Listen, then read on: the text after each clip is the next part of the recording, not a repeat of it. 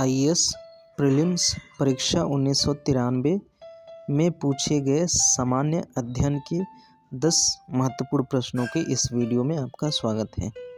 हमारा पहला प्रश्न है, स्वर्ण सिंह समिति ने जिस प्रश्न पर विचार किया था वह है। स्वर्ण सिंह समिति ने जिस प्रश्न पर विचार किया वह था। आपके ऑप्शंस हैं। ऑप्शन नंबर ए, जम्मू कश्मीर के प्रतिरूप पंजाब को अधिक स्वायत्तता। ऑप्शन नंबर बी है, भारत के लिए राष्ट्रपति मूलक शासन की उपयुक्तता। ऑप्शन नंबर सी, मूल अधिकारों की तुलना में निदेशक तत्वों को अग्रता। और ऑप्शन नंबर डी है, प्रशासनिक सुधार। इस प्रश्न का जो सही उत्तर है वो है ऑप्शन नंबर सी।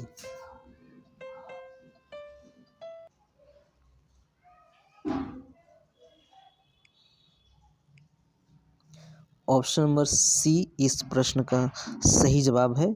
मूल अधिकारों की तुलना में निदेशक तत्वों को अग्रता।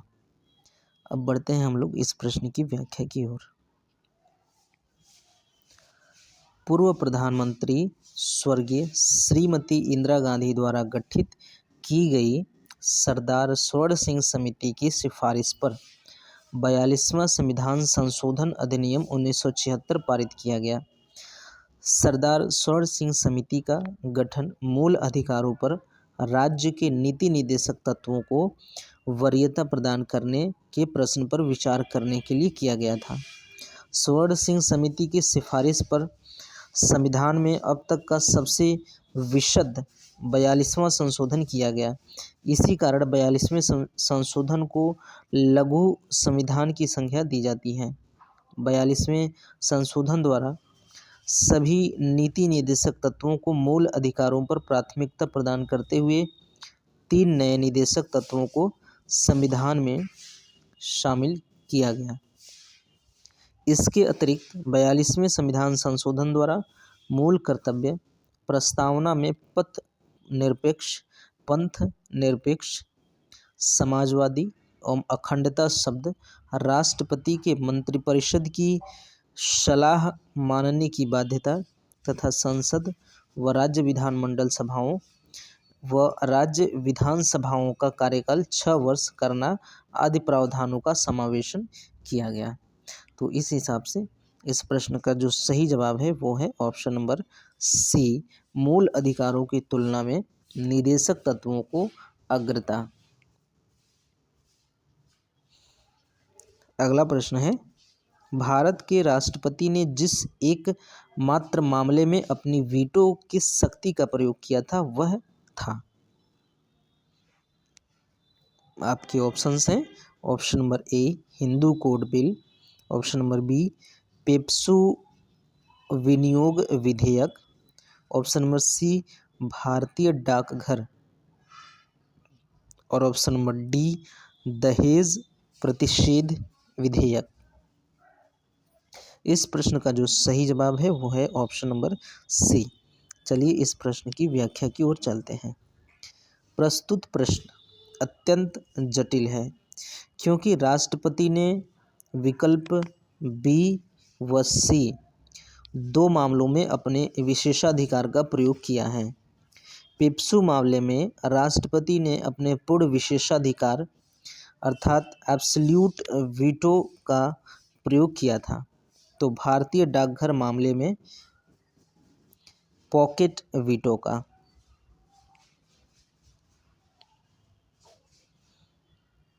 तो इस प्रश्न का जो सही जवाब है वो है ऑप्शन नंबर सी, भारतीय डाकघर।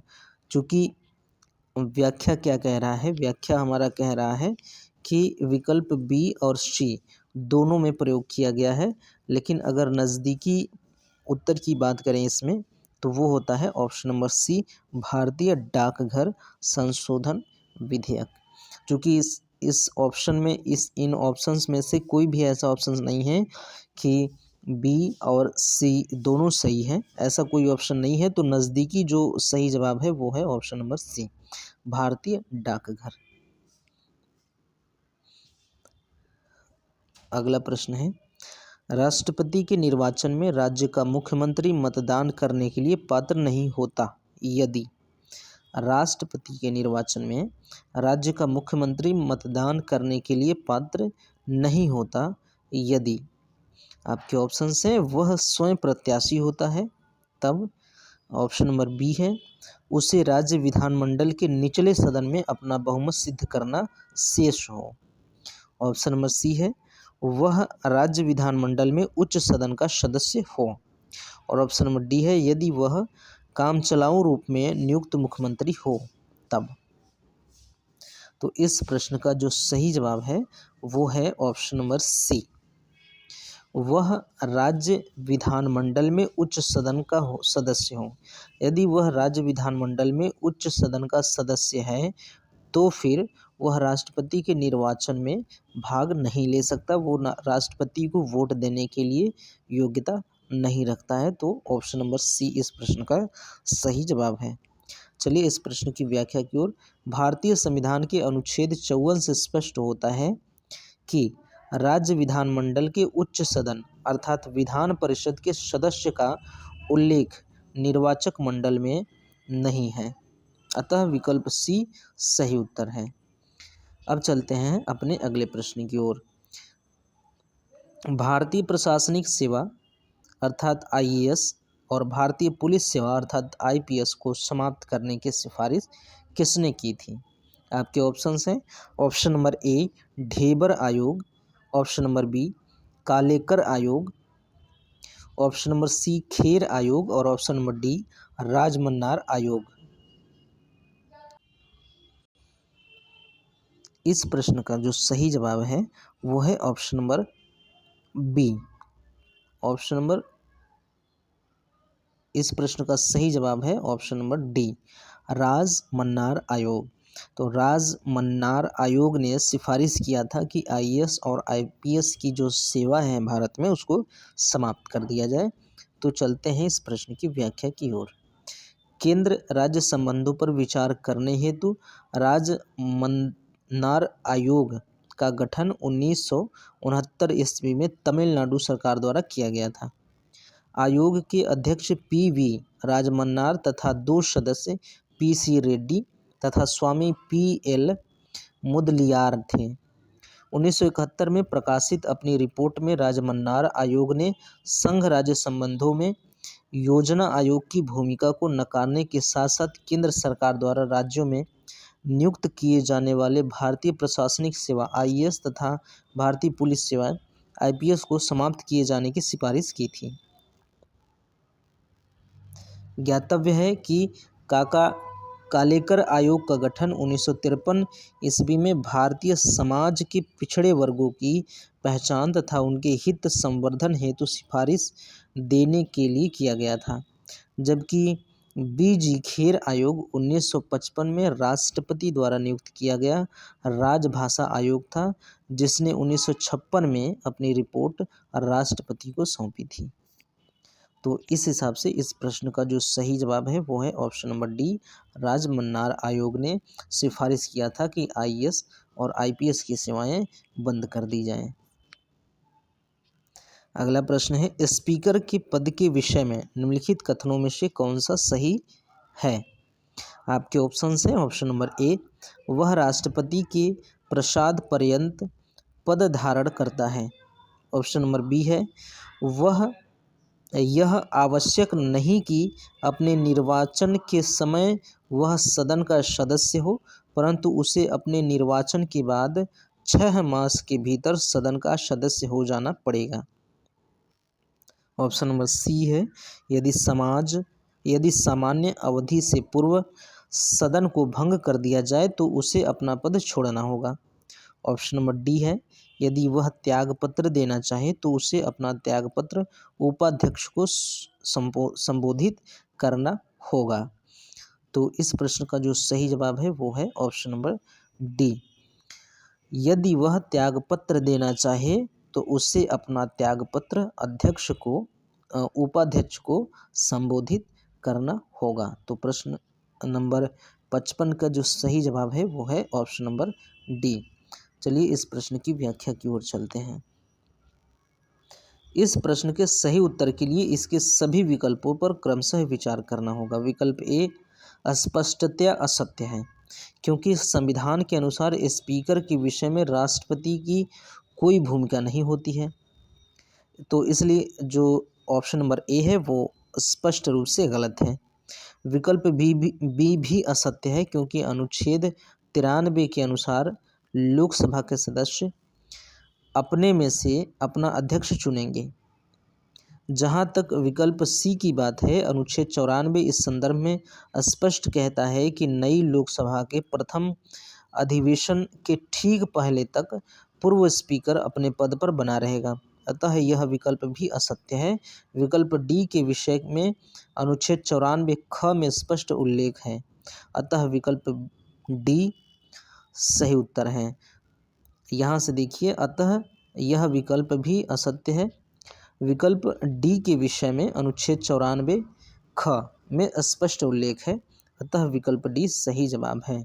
तो अनुच्छेद जो 94 ख है उसमें क्या है, तो अनुच्छेद जो 94 ख है इसमें ये चीज़ है, यदि वह त्यागपत्र देता है, कौन, लोग, ये स्पीकर यदि त्यागपत्र देता है तो उसे अपना त्यागपत्र उपाध्यक्ष को संबोधित करना होगा। अनुच्छेद 94 ख इस बात का उल्लेख करता है। तो चलिए अपने अगले प्रश्न की ओर। अगला प्रश्न कहता है, बजट पर संसद के नियंत्रण के विषय में निम्नलिखित में से कौन सी बात सही नहीं है। कौन सी बात सही नहीं है, इस बात को हमें ढूंढना है। आपके ऑप्शन हैं, ऑप्शन नंबर ए, बजट के निर्माण में संसद का कोई हाथ नहीं होता है। ऑप्शन नंबर बी है, संसद को समेकित निधि पर प्रभारित व्यय को बढ़ाने की शक्ति प्राप्त है। ऑप्शन नंबर सी है, संसद को राष्ट्रपति की सिफारिश के बिना कोई कर आरोपित करने की शक्ति प्राप्त नहीं है। और ऑप्शन नंबर डी है, संसद को राष्ट्रपति की सिफारिश के बिना किसी कर में वृद्धि करने की शक्ति प्राप्त नहीं है।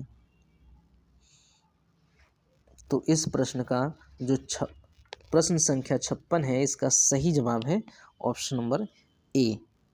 ऑप्शन नंबर ए इस प्रश्न का सही जवाब है। बजट के निर्माण में संसद का कोई हाथ नहीं होता है, जबकि बजट के निर्माण में संसद का हाथ होता है। तो इसमें से पूछा गया है कि कौन सी बात सही नहीं है, तो ये बात सही नहीं है। तो इसकी व्याख्या हम लोग नहीं देखेंगे, व्याख्या अलग से नहीं है, क्योंकि अगर हम लोग व्याख्या यहीं पे देख सकते हैं, इन 4 चीज़ों को आप इसके संदर्भ में पढ़ सकते हैं। क्योंकि कौन सी बात सही नहीं है, इसका मतलब कौन सी बात गलत है। तो बजट पर संसद के नियंत्रण के विषय में ये बात क्या है, गलत है। बजट के निर्माण में संसद का कोई योगदान नहीं होता, ये बात गलत है। बाकी तीनों सही हैं। तो बजट पर संसद के नियंत्रण के संबंध में ये तीनों बात सही हैं। तो व्याख्या में आप इन तीनों चीज़ों को रख सकते हैं कि संसद को समेकित निधि पर प्रभारित व्यय को बढ़ाने की शक्ति प्राप्त है। संसद को राष्ट्रपति की सिफारिश के बिना कोई कर आरोपित करने की शक्ति प्राप्त नहीं है, और संसद को राष्ट्रपति की सिफारिश के बिना किसी कर में वृद्धि करने की शक्ति प्राप्त नहीं है। तो इसकी व्याख्या में यही चीज़ है। अगला प्रश्न है, निम्नलिखित में से कौन सा कथन सही है। आपके ऑप्शन हैं, ऑप्शन नंबर ए, न तो वित्त आयोग ही संवैधानिक निकाय है और न ही योजना आयोग ही। ऑप्शन नंबर बी है, वित्त आयोग का क्षेत्र तो बजट के राजस्व खंड के पुनरीक्षण तक ही सीमित है, जबकि योजना आयोग सर्वांगपूर्ण पुनरीक्षण करता है, जिससे राज्य की पूंजीगत और राजस्वगत दोनों अपेक्षाएं की जाती हैं। ऑप्शन नंबर सी है, कोई व्यक्ति एक ही समय में वित्त आयोग और योजना आयोग दोनों का सदस्य नहीं हो सकता है। और ऑप्शन नंबर डी है, वित्त आयोग और योजना आयोग के कार्यों और दायित्वों की परस्पर अतिव्याप्ति नहीं है। वित्त आयोग और योजना आयोग के कार्यों और दायित्वों की परस्पर अतिव्याप्ति नहीं है। तो इस प्रश्न का सही जवाब है यही, option number D. Option number D इस प्रश्न का सही जवाब है। वित्त आयोग और योजना आयोग के कार्यों और दायित्वों की परस्पर अतिव्याप्ति नहीं है। चलिए इस प्रश्न की व्याख्या की ओर चलते हैं। इस प्रश्न का व्याख्या कहता है कि वित्त आयोग और योजना आयोग के कार्यों और दायित्वों की परस्पर अतिव्याप्ति नहीं है। वित्त आयोग केंद्रीय करों में राज्यों के भाग तथा केंद्र द्वारा राज्यों के लिए दिए जाने वाली वित्तीय सहायता के सिद्धांत निर्धारित करता है। क्या है? वित्त आयोग केंद्रीय करों में राज्यों के भाग, वित्त आयोग केंद्रीय करों में राज्यों के भाग तथा केंद्र द्वारा राज्यों के लिए दिए जाने वाली वित्तीय सहायता के सिद्धांत निर्धारित करता है, जबकि योजना आयोग देश के समेकित आर्थिक व सामाजिक विकास के लिए योजना का निर्माण करता है। तो इस हिसाब से इस प्रश्न का सही जवाब है ऑप्शन नंबर डी। अब बढ़ते हैं हम लोग अपने अगले प्रश्न की ओर। निम्नलिखित में से किसके मामले उच्च न्यायालय और उच्चतम न्यायालय दोनों की अधिकारिता में आते हैं? निम्नलिखित में से किसके मामले उच्च न्यायालय और उच्चतम न्यायालय दोनों की अधिकारिता में आते हैं? आपके ऑप्शन हैं। ऑप्शन नंबर ए केंद्र और राज्यों के बीच के विवाद, ऑप्शन नंबर बी है राज्यों के परस्पर विवाद, ऑप्शन नंबर सी मूल अधिकारों का संरक्षण, और ऑप्शन नंबर डी संविधान के उल्लंघन से संरक्षण। तो प्रश्न है निम्नलिखित में से किसके मामले उच्च न्यायालय और उच्चतम न्यायालय दोनों की अधिकारिता में आते हैं? तो इस प्रश्न का सही जो जवाब है वो है option number C. Option number C इस प्रश्न का सही जवाब है। मूल अधिकारों का संरक्षण ये उच्च न्यायालय और उच्चतम न्यायालय दोनों के अधिकारी का क्षेत्र में आते हैं। तो चलिए इस प्रश्न की व्याख्या की ओर बढ़ते हैं। उपर्युक्त विकल्पों में से ए और बी अधिकारिता मात्र उच्च न्यायालय में निहित है, जबकि सी मूल अधिकारों के संरक्षण का अधिकार जहां अनुच्छेद 32 के तहत सर्वोच्च न्यायालय को प्राप्त है, वहीं अनुच्छेद 266 के तहत राज्य उच्च न्यायालय को भी प्राप्त है। अतः विकल्प सी इस प्रश्न का सही जवाब है। बढ़ते हैं अपने अगले प्रश्न की ओर। निम्नलिखित में से किसके मामले उच्च न्यायालय प्रश्न वही है।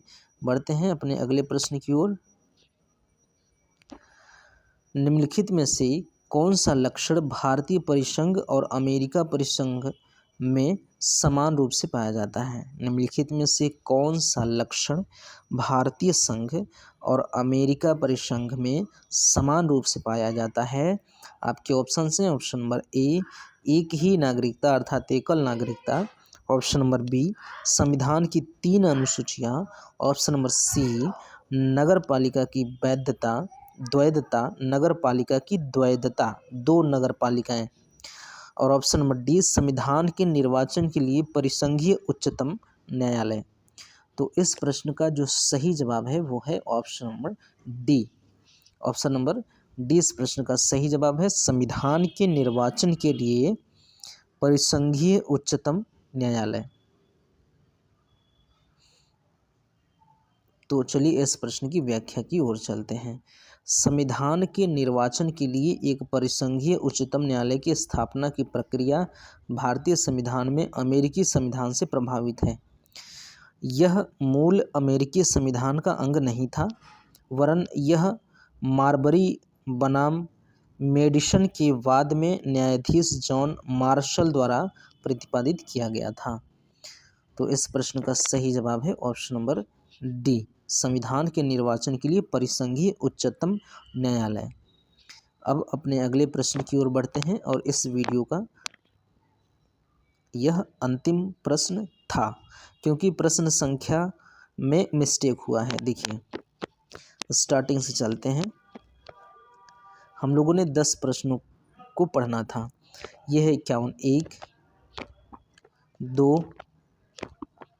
3 4 5 6 7 8 9 यहीं पे मिस्टेक हुआ है, 58 दो बार कर दिया गया है यहाँ पे, इसलिए यहाँ पे मिस्टेक हो गया है। तो इसमें कुल मिला के 9 प्रश्न ही शामिल हो पाए हैं। 58वां प्रश्न है और ये वाला जो 58वां प्रश्न है वो दोनों एक ही प्रश्न है। ठीक, तो 9 प्रश्न ही इसमें शामिल हो पाए हैं और ये है 9वां। ठीक, तो अब मिलते हैं हम लोग अगले वीडियो में। इस जो 1993 में जीएस के प्रश्न पूछे गए थे आईएएस में, उसके कुछ और प्रश्न जो बचते हैं उसको हम लोग अगली वीडियो में ख़त्म कर देंगे। उसके बाद 1992 के प्रश्नों की ओर आगे बढ़ेंगे। तब तक के लिए धन्यवाद।